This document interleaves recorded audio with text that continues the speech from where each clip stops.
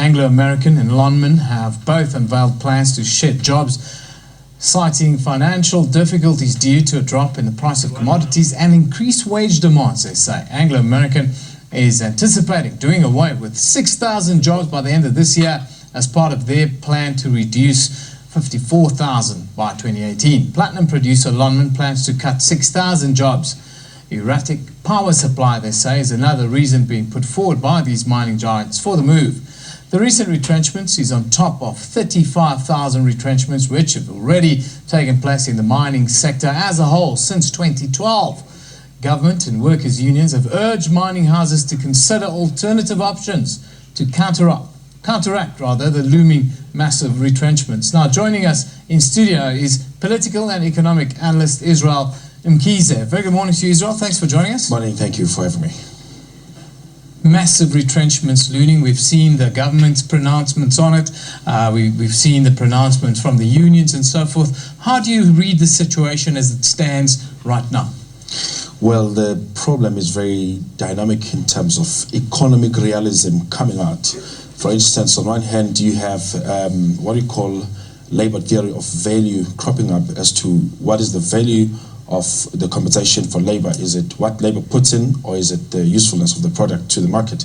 And on the other hand, you've got the market, finance market, so to speak, money market realism, where the employer, the bosses there in the mining sector, have to consider the books, the balance sheet, and the financials, and see if it's making good business sense to continue in the way they're losing. Because currently they're making prolonged losses due to the low demand in commodity.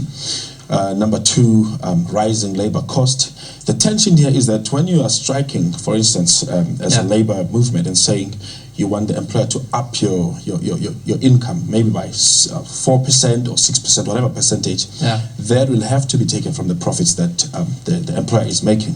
So the employer will say, if then I'm running at a cost, I mean at a loss, how can I actually up your remuneration? So if I'm going to have to run at a loss, I'm going to have to cut on jobs so that I continue to make profit for myself and for the shareholder. So it's the tension between the realism of labor market, its demand for a better remuneration on their labor, and also the financial market realism of the employer to say we need to make profit. The SG's come out this week, Gwede Mantashe, and he talked about the cyclical nature of commodity prices and the like, and that the mining houses have a responsibility to the country to be responsible when they go down this route. How do you read this kind of intervention? Well, the question is, what type of responsibility? Is it moral responsibility? Is business out there for moral responsibility or for profit making? Because the rationale of business is to make profit. If you look at South African economy, between 2000 and 2012, there was a boom in the mining sector.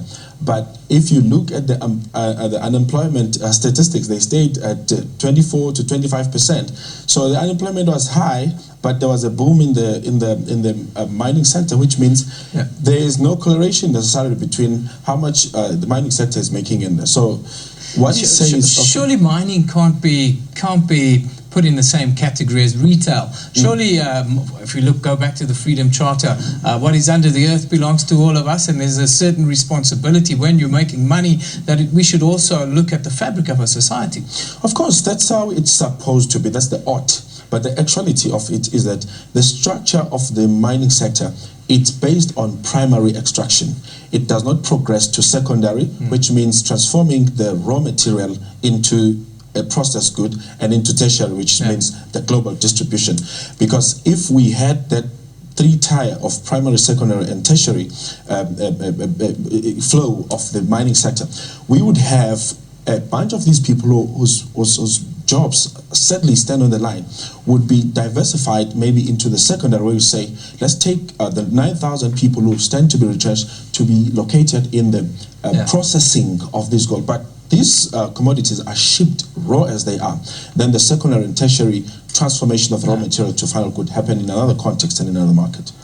I want to shift the focus to the mining or the union bosses that are at odds with each other. We've seen the dawn of new union movements that have caused much consternation, much fighting within the union sector, call it that, in South Africa. How much responsibility must they take for the current strife when you look at the kind of demands that they're making, 90% increases, 100% increases? It's unheard of, not just in South Africa, but globally.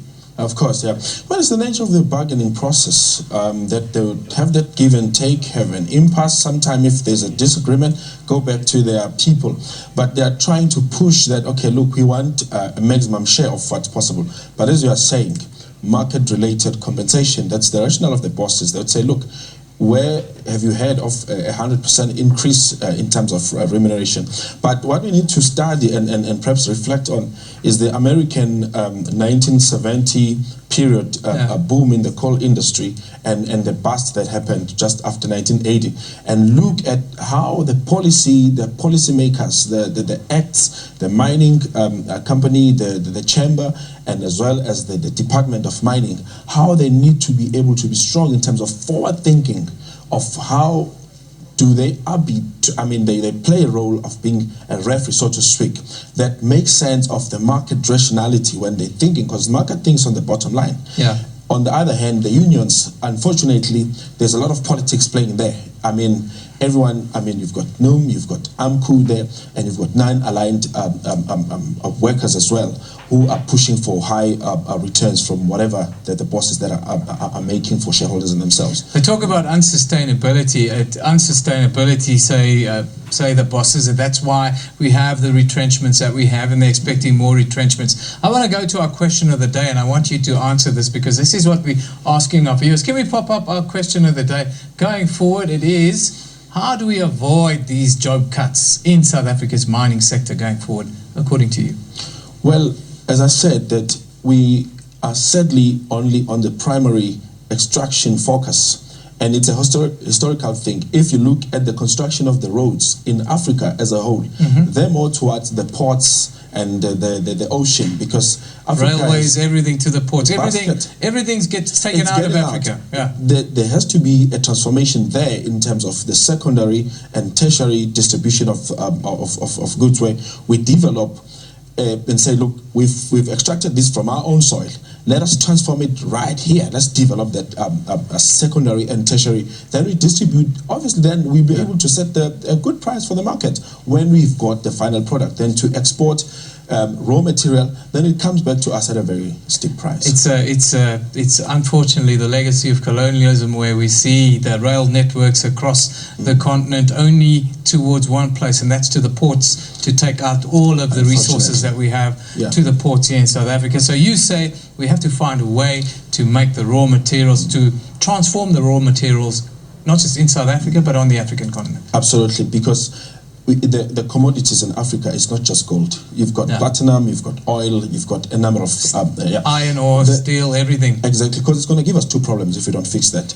The first one is going to not just be cyclical, as you mentioned, but the structural problem that when structural unemployment is that when we retrench all these people, which is very sad, you'd find that there's going to be a very serious skills match. You're going to have a 55,000 recently retrenched labor force whose skills match with wherever they're going to be seeking employment is not going to be matching, because their skills have been developed to the extraction. And then number two, the political problem, because you see now that even the launch of some political parties have been oriented around the mining sector, the grievances there.